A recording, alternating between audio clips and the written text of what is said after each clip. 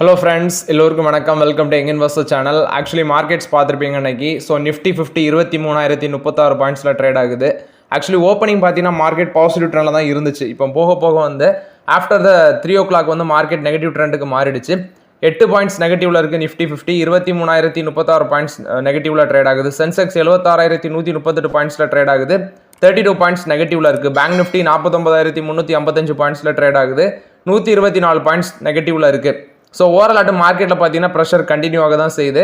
So இன்றைக்கும் நெகட்டிவ்ல தான் close ஆகும் போல தெரியுது. மேபி ஒரு பாசிட்டிவ் ட்ரெண்ட், ஒரு ஃப்ளாட் பாசிட்டிவ்ல க்ளோஸ் ஆகலாம். பட் ஸ்டில் மார்க்கெட் வந்து 3 o'clock வரைக்கும் நெகட்டிவ்ல தான் இருக்குது. கோட்டக் மஹிந்திரா பேங்க் 1,970 இருக்குது, 1.5% positive. IndusInd Bank, Axis Bank, EU Small Finance Bank இதெல்லாம் ஒரு ஃப்ளாட் பாசிட்டிவ்ல இருக்குது. ICICI Bank, HDFC Bank, State Bank of India, Bank of Baroda, அடுத்தது பஞ்சாப் நேஷனல் பேங்க் இவங்கெல்லாம் ஒரு ஃப்ளாட் நெகட்டிவ்ல இருக்கிறாங்க. Federal Bank, IDFC First Bank, Canara Bank இதெல்லாம் ஒரு 1.25% நெகட்டிவ்ல இருக்கு. ஸோ ஓவரால் பேங்க் நிஃப்டி இன்னைக்கு நெகட்டிவ்ல தான் ட்ரேட் ஆகிட்டு இருக்காங்க மார்க்கெட்ல. ஸோ மார்க்கெட்ல வந்து ப்ரெஷர் கண்டினியூ ஆகுது. அதனால பார்த்து நிதானமாக மார்க்கெட்ல இருங்கிறது என்னோட கருத்து. ஸோ ஃபஸ்ட்டு பார்த்தீங்கன்னா நாட்கோ ஃபார்மா இன்னைக்கு வந்து 20% லோவர் சர்க்கியூட். இதுக்கு ரீசன் அப்படின்னு சொல்லி நேற்றே நான் டிஸ்கஸ் பண்ணியிருந்தேன். விச் மீன்ஸ் மார்னிங் வீடியோவில் டிஸ்கஸ் பண்ணியிருந்தோம். நாட்கோ ஃபார்மோட ரிசல்ட்ஸ் நல்லா இல்லை, ப்ராஃபிட் 37% காலி. அது மட்டும் இல்லாமல் அவங்களோட ஃபார்முலேஷன் எக்ஸ்போர்ட் வந்து பயங்கரமாக அடி வாங்கியிருந்தாங்க. சேம் பீரியட் லாஸ்ட்டில் 605 கோடி இருந்த ஃபார்முலேஷன் எக்ஸ்போர்ட் இப்போ வெறும் 285 கோடி தான் பண்ணியிருக்காங்க. டொமஸ்டிக் ஃபார்முலேஷன் சேல்ஸும் அடி வாங்கியிருக்குது. ஸோ இதெல்லாமே பார்த்தீங்கன்னா மார்க்கெட்டில் இம்பாக்ட் ஆயிருக்குன்னு சொல்லியிருந்தாங்க. ஸோ பயங்கரமான அடி ரிசல்ட்ஸில் பயங்கரமான ஒரு அடி விழுந்துருந்துச்சு. அது இன்னைக்கு அப்படி ரிசல்ட்ஸில் இம்பாக்ட் ஆயிருக்கு. பட் இது ஒரு ஆப்பர்ச்சுனிட்டியாக தான் நான் பார்க்குறேன் நாட்கோ ஃபார்மா. ஆக்சுவலி ஃபார்மா செக்டரில் 11 times ஏர்னிங்ஸில் ஃபண்டமெண்டலி ஸ்ட்ராங்காக இருக்க ஸ்டாக் ஒன்று நமக்கு கிடைக்குதுன்னா அது நாட்கோ ஃபார்மா மட்டும் தான். இப்போ 11 times ஏர்னிங்ஸில் இருக்கிறாங்க. 975 rupeesல ட்ரேட் ஆகுது. 20% இன்னைக்கு லோவர் சர்க்கியூட். இன்னும் பார்த்தீங்கன்னா ஒரு 10 to 5% வரைக்கும் இறங்க வாய்ப்புகள் பிரகாசமாக இருக்குது நாட்கோ ஃபார்மாவில். அதனால நானே வந்து பார்த்தீங்கன்னா 1200 1300லேருந்தே ஸ்லோவாக 1-2 தான் பிக் பண்ணிட்டு இருக்கிறேன். இது ஒரு நல்ல ஆப்பர்ச்சுனிட்டி. பட் எனக்கு தெரிஞ்சு இன்னும் ஒரு 5 to 10% 15% வரைக்கும் விழலாம் மார்க்கெட் இதே நெகட்டிவ் ட்ரெண்ட்ல இருந்தால். பார்த்து நிதானமாக 1-2 ப்ளே பண்ணுறது நல்லதுங்கிறது என்னோட கருத்து நாட்கோ ஃபார்மாவில். இது நாட்கோ ஃபார்மா பொறுத்த வரைக்கும் ரிசல்ட்ஸ் அப்டேட், ரிசல்ட்ஸ் நல்லா இல்லாததுனால இன்னைக்கு ஸ்டாக் பிரைஸ் அடி பயங்கரமாக விழுந்திருக்கு. நெக்ஸ்ட் பார்த்தீங்கன்னா மணப்புரம் ஃபினான்ஸ் இன்னைக்கு வந்து ஒரு நல்ல பாசிட்டிவ் ட்ரெண்ட் 199 ரூபா வரைக்கும் வந்துச்சு. கடைசியில் 195 ரூபாயில் ட்ரேட் ஆகிட்டு இருக்குது. 2% பாசிட்டிவ்ல இருக்கிறாங்க மணப்புரம் ஃபினான்ஸ். இதுக்கு ரீசன் அப்படின்னு சொல்லி பார்க்கும்போது ஃபர்ஸ்ட் வந்து பார்த்தீங்கன்னா இந்த FNO அந்த ட்ரேட் லிஸ்ட்டில், விச் மீன்ஸ் FNO கான்ட்ராக்டில் இது வந்து பேனில் தான் இருக்குது மணப்புரம் ஃபினான்ஸ். ஆனால் நீங்கள் கேஷ் மார்க்கெட்டில் இதை வாங்கலாம், விச் மீன்ஸ் டெலிவரியில் வாங்கலாம். பட் FNO கான்ட்ராக்டில் இதில் வந்து ட்ரேட் பண்ண முடியாது மணப்புரம் ஃபினான்ஸ். அதுபோக VP நந்தகுமார் வந்து பார்த்தீங்கன்னா MD and CEO ஆட்டு மறுபடியும் அப்பாயின்ட் பண்ணியிருக்காங்க. போர்ட் ஆஃப் டைரக்டர்ஸ் இதுக்கு அப்ரூவலும் கொடுத்துருந்தாங்க. March 31, 2029 வரைக்கும் MD and CEO ஆட்டு VP நந்தகுமார் தான் இருப்பார் மணப்புரம் ஃபினான்ஸுக்கு. ஸோ மறுபடியும் அவரை வந்து பார்த்தீங்கன்னா அப்பாயின்ட் பண்ணியிருக்காங்க. ஸோ நந்தகுமார் பார்க்கும்போது சயின்ஸில் அடிஷ்னல் குவாலிஃபிகேஷன், குறிப்பாட்டு பேங்கிங், ஃபாரின் ட்ரேட் இதில் எல்லாமே அவர் கம்ப்ளீட் பண்ணியிருக்கிறாரு அப்படின்னு சொல்லியிருக்கிறாங்க. ஸோ இவரை மறுபடியும் வந்து பார்த்தீங்கன்னா MD and CEO அப்பாயின்ட் பண்ணியிருக்காங்க. இன்னைக்கு மணப்புரம் ஃபினான்ஸ் மார்க்கெட்டில் ஒரு நல்ல ட்ரெண்டில் இருக்குது. பட் வேல்யூஷன் சீப்பாக இருந்தாலும் எனக்கு தெரிஞ்சு இதில் ஒரு டவுன் ட்ரெண்ட் ஏற்படலாம். ஏற்கனவே ஆல்ரெடி 220 ரூபா வரைக்கும் போயிட்டு மறுபடியும் பார்த்தீங்கன்னா 138 ரூபா போனாங்க. ஸோ அந்த மாதிரி எல்லாம் நடந்துச்சுன்னா நீங்கள் ரொம்பவே ஃபீல் பண்ணுவீங்க. அதனால இப்போதைக்கு மணப்புரம் ஃபினான்ஸில் வெயிட் பண்ணுங்கள். மேபி எனக்கு தெரிஞ்சு மேனேஜ்மெண்ட்டில் சில சேஞ்சஸ் வரலாம். அது வரைக்கும் வெயிட் பண்ணுறது தான் பெட்டருங்கிறது என்னோட கருத்து மணப்புரம் ஃபினான்ஸில். நெக்ஸ்ட் இந்த பேங்க் எம்ப்ளாயிஸ் எல்லாம் March 31 வந்து ஹாலிடே, பேங்க் ஹாலிடே அப்படின்னு சொல்லி ஜாலியாக இருந்தாங்க. ஸோ அவங்க ஜாலி இப்போ ஜோலி ஆகிடுச்சு. என்ன அப்படின்னு சொல்லி பார்க்கும்போது RBI பார்த்தீங்கன்னா March 31 அந்த பேங்க் ஹாலிடே கேன்சல் பண்ணிட்டாங்க. ஏன்னா இயர் அண்ட் க்ளோஷர் எல்லாமே அதில் தான் நடக்குதும். ஸோ அதனால வந்து பேங்க் வந்து ஓப்பனில் தான் இருக்கணும்னு சொல்லி RBI வந்து ஸ்ட்ரிக்டாக சொல்லிட்டாங்க. ஸோ இப்போ பேங்க் எம்ப்ளாயிஸ்க்கெல்லாம் ரொம்பவே ஷேடாக இருக்கும். PN Gadget Jewellers இந்த ஸ்டாக் வந்து இன்னைக்கு 10% அப்பர் சர்க்கியூட்டில் இருக்குது மார்க்கெட்டில். இதுக்கு ரீசன் அப்படின்னு சொல்லி பார்க்கும்போது ப்ராஃபிட் 49% அவங்களுக்கு அதிகரிச்சிருக்கு. ரெவன்யூ 23% அதிகரிச்சிருக்கு. நெக்ஸ்ட் அவங்களோட ஃப்ரான்ச்சைஸ் ரெவன்யூ 86% அதிகரிச்சிருக்குன்னு சொல்லியிருக்காங்க. EBITDA 37.2% இருக்குது, நல்லா இன்க்ரீஸ் ஆயிருக்கு EBITDA. சேம் ஸ்டோர், அதாவது strong same store sales growth வந்து 25.7% இருக்குன்னு சொல்லியிருக்காங்க. எக்ஸிஸ்டிங் ஷோரூமும் நல்ல க்ரோத் காமிச்சிருக்கு அப்படின்னு சொல்கிறாங்க. ஸ்டோர் கவுண்ட் வந்து 48 இருக்குன்னு சொல்கிறாங்க. ஸோ அதை Q4 ஃபினான்ஷியல் 25ல் 53 இன்க்ரீஸ் பண்ணிடும். ப்ளஸ் வந்து ரீட்டைல், இ-காமர்ஸ் அண்ட் ஃப்ரான்ச்சைஸ் செக்மெண்ட்டில் இவங்களோட க்ரோத் வந்து இருக்கும் அப்படின்னு சொல்கிறாங்க. இது வந்து பார்த்தீங்கன்னா PN Gadget Jewellers போஸ்ட் பண்ண ரிசல்ட்ஸ் அப்டேட். ரிசல்ட்ஸ் நல்ல ரிசல்ட்ஸாக இருந்ததுனால ஸ்டாக் ப்ரைஸ் இன்னைக்கு சரியான ஒரு அப்பர் சர்க்கியூட், 10% அப்பர் சர்க்கியூட் 620 ரூபாவில் ட்ரேட் ஆகிட்டு இருக்காங்க. பட் இதில் இப்போதைக்கு ஆப்பர்ச்சுனிட்டி இல்லை. கோல்டு செக்டார் ஸ்டாக் எல்லாமே பார்த்தீங்கன்னா பயங்கரமாக ரேலியாக இருக்குது. சென்கோ கோல்ட்னாலும் சரி, PN Gadgets, நிறைய ஸ்டாக், கல்யாணம், அடுத்தது வந்து பார்த்தீங்கன்னா இவங்க தங்கமயில், டைட்டன் எல்லாமே ஓவர் வேல்யூடாக இருக்குது. பிஎன் கேட்ஜில் கூட 49 டைம்ஸ் ஏர்னிங்ஸில் இருக்காங்க. அவங்களோட 50V ஹை பார்க்கும்போது 840 ரூபா, இப்போ 620 ரூபாயில் ட்ரேட் ஆகுது. 10% ரிசல்ட்ஸை வச்சு இன்னைக்கு 10% மேலே போயிருக்குது. பிஎன் கேட்ஜில் ஜெல்வஸை பொறுத்த வரைக்கும் results update. Kotak Mahindra bank இன்னைக்கு வந்து ஒரு ஃப்ரெஷ் 50TV ஹை 1992 ரூபா. இப்போ நான் பார்க்கும்போது 1972 ரூபாயில் ட்ரேட் ஆகுது. 1.5% பாசிட்டிவ்ல இருக்கு. இதுக்கு காரணம் மார்னிங் வீடியோ பார்த்துருந்தா உங்களுக்கு புரிஞ்சிருக்கும். அதாவது ஆர்பிஐ என்ன சொல்லிட்டாங்கன்னா, நீங்கள் வந்து நியூ கஸ்டமர்ஸ் வந்து ஆன்போர்ட் பண்ணலாம் ஆன்லைனில், ப்ளஸ் வந்து நியூ கிரெடிட் கார்டு இஷ்யூ பண்ணலாம் அப்படின்னு சொல்லி அவங்களுக்கு உத்தரவு போட்டிருந்தாங்க. ஏன்னா முன்னாடி என்ன பண்ணியிருந்தாங்கன்னா அதை பேன் பண்ணியிருந்தாங்க. விச் மீன்ஸ் நீங்கள் வந்து நியூ கிரெடிட் கார்டு இஷ்யூ பண்ணக்கூடாது, ப்ளஸ் வந்து ஆன்லைனில் கஸ்டமர்ஸ் ஆன் பண்ணக்கூடாது அப்படின்னு சொல்லி அவங்க என்ன சொல்லியிருந்தாங்கன்னா பேன் போட்டு வச்சிருந்தாங்க. இப்போ அந்த பேன் வந்து பார்த்தீங்கன்னா லிஃப்ட் பண்ணிட்டாங்க ஆர்பிஐ. ஸோ அது வந்து கோட்டக் மஹிந்திரா பேங்க்குக்கு ஒரு பாசிட்டிவ் அப்டேட்டு. இன்னைக்கு வந்து பார்த்தீங்கன்னா ஒரு ஃப்ரெஷ் 50TV ஹை 1992 ரூபா போனது. இப்போ 1972 ரூபாயில் ட்ரேட் ஆகுது. பட் இப்போதைக்கு இந்த பேங்க்ல தொட முடியாது. 26 டைம்ஸ் பி ரேஷியோ இருக்குது. இப்போதைக்கு இதில் வெயிட் பண்ணுறது தான் பெட்டருங்கிறது என்னோட கருத்து கோட்டக் மஹிந்திரா பேங்க்ல. நெக்ஸ்ட் பெட்ரோநெட் எல்என்ஜியை பற்றி நீங்கள் கேட்டிருந்தீங்க. ப்ரோ இதை பற்றி டிஸ்கஸ் பண்ணுங்கள், இதில் ஆப்பர்ச்சுனிட்டி இருக்கா ப்ரோ அப்படின்னு சொல்லி கேட்டிருந்தீங்க. ஸோ ஓலாட் வேல்யூஷன் வந்து 15 டைம்ஸ் ஏர்னிங்ஸ்க்குள்ளே தான் இருக்குன்னு நினைக்கிறேன் பெட்ரோநெட் எல்என்ஜி. நான் செக் பண்ணல, இன்னைக்கு 296 ரூபாயில் இருக்குது. 1.5% நெகட்டிவ்ல இருக்கிறாங்க. இவங்க வந்து பார்த்தீங்கன்னா அந்த கத்தார் எல்என்ஜி அவங்களுக்கு கூட எல்லாமே ஒரு லாங் டேர்ம் கான்ட்ராக்ட் எல்லாமே போட்டிருக்காங்க. பட் இது நான் கடைசியாக கன்சிடர் பண்ணது 270 ரூபா வரைக்கும் கன்சிடர் பண்ணேன். அதுக்கப்புறம் இது வந்து பார்த்தீங்கன்னா 300 350 ரூபாலாம் பக்கம் போனாங்க. இப்போ மறுபடியும் ஒரு டவுன் ட்ரெண்ட் 295 வந்தது, இப்போ 296ல இருக்கு. என்ன கேட்டால் ஒரு 270 கீழெல்லாம் வர வாய்ப்புகள் பிரகாசமாக இருக்குது. எகெயின் ஒரு டவுன் ட்ரெண்ட் பெட்ரோநெட் எல்என்ஜியில் ஏற்பட வாய்ப்புகள் பிரகாசமாக இருக்குது. அதனால இப்போதைக்கு வெயிட் பண்ணுங்க பெட்ரோநெட் எல்என்ஜியில். ஏன்னா ஒரு 20 ரூபா 30 ரூபா இறங்கிச்சுன்னா ஸ்லோவாக யூஸ் பண்ணலாங்கிறது என்னோட கருத்து பெட்ரோநெட் எல்என்ஜியில். இப்கா லெபரட்டரிஸோட ரிசல்ட்ஸ் வந்திருக்கு. ப்ராஃபிட் 248 கோடி பண்ணியிருக்காங்க. 38% இன்க்ரீஸ் ஆயிருக்கு. ரெவன்யூ ஃப்ரம் ஆப்ரேஷன் 2245 கோடியா இருக்கு, அதுவும் இன்க்ரீஸ் ஆயிருக்கு. இந்தியன் ஃபார்முலேஷன் இன்கம் 13% இன்க்ரீஸ் ஆயிருக்கு. எக்ஸ்போர்ட் இவங்களுக்கு 6% அதிகரிச்சிருக்கு. எபிட்டா 40% இன்க்ரீஸ் ஆயிருக்கு. EBITDA margin 460 basis point expand ஆயிருக்குன்னு சொல்லியிருக்காங்க. 20.6% இருக்கு. ஆஃப்டர் த ரிசல்ட்ஸ் இன்னைக்கு ஸ்டாக் ப்ரைஸ் வந்து 1524 ரூபா வரைக்கும் போனாங்க. ஒரு 6 to 7% பாசிட்டிவ்ல இருந்துச்சு. இப்போ வந்து பார்த்தீங்கன்னா ஒரு 4.5% பாசிட்டிவ்ல இருக்கு.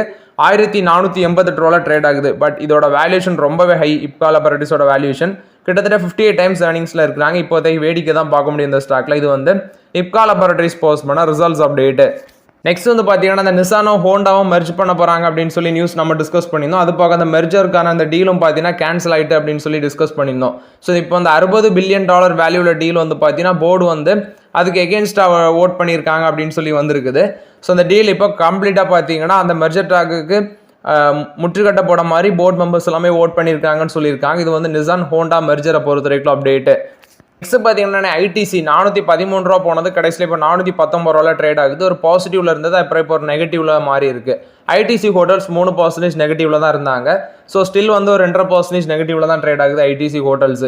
ஐடிசி வந்து இந்த MTR foods and eastern condiments இந்த ரெண்டு கம்பெனியுமே $1.4 பில்லியன் நாங்கள் அக்யூசியேஷன் பண்ண போறோம்னு சொல்லி ஐடிசி தரப்புலேருந்து இப்போ அப்டேட் கொடுத்துருக்காங்க. ஸோ இதை யார் கண்ட்ரோல் பண்ணுறா அப்படின்னு சொல்லி பார்த்தீங்கன்னா 2007 இந்த எம்டிஆரை வந்து இந்தியன் மார்க்கெட்டில் நோவர்ஜியன் கம்பெனி அவங்க தான் பார்த்தீங்கன்னா அதை கண்ட்ரோல் பண்ணுறாங்க. 2007 அதை டேக் ஓவர் பண்ணி அவங்க கண்ட்ரோல் பண்ணுறாங்க. 2020 வந்து இந்த ஈஸ்டர்ன் காண்டிமெண்ட்ஸ் கம்பெனி வந்து ஆர்க்லா ஏசே அவங்க வந்து பார்த்தீங்கன்னா கண்ட்ரோல் பண்ணிட்டு இருக்காங்க. இப்போ அவங்கள்ட்ட இருந்து இந்த ரெண்டு கம்பெனியுமே $1.4 பில்லியன் ஐடிசி அக்யூசியேஷன் பண்ணுறதுக்கு பேச்சுவார்த்தை போயிட்டு விரைவில் அக்யூசியேஷன் பண்ணிடுவாங்க போல. ஸோ இது வந்து பார்த்தீங்கன்னா ஐடிசி கொடுத்த one of the positive update. So ITC Hotels 409 ரூபாவில் இருக்கிறாங்க.